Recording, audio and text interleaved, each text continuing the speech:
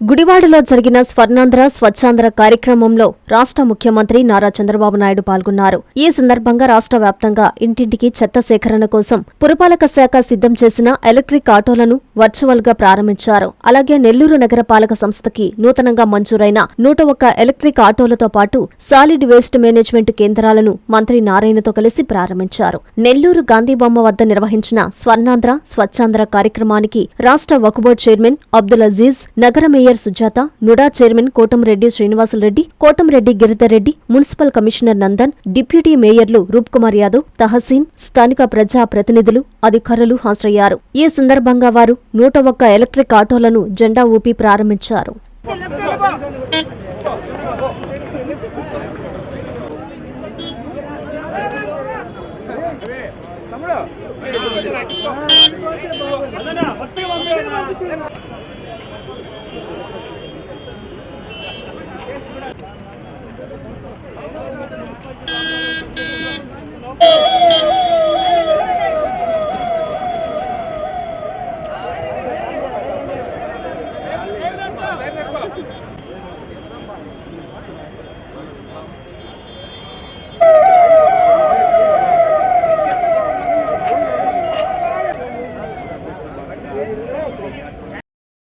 ప్రపంచ స్థాయి రోబోటిక్ సర్జరీలు మన నెల్లూరు నారాయణలో 26 సంవత్సరాల సంస్థాగత అనుభవం, సాంకేతిక ఆధారిత వైద్య సేవలు, ప్రామాణికత, నాణ్యత మరియు నిబద్ధత, అధునాతన 3D high definition visualisation, surgeon పూర్తి నియంత్రణలో పనిచేసే multi articulated robotic arms, millimetre స్థాయి ఖచ్చితత్వం, మెరుగైన ఎర్గోనామిక్స్ మరియు స్థిరత్వం.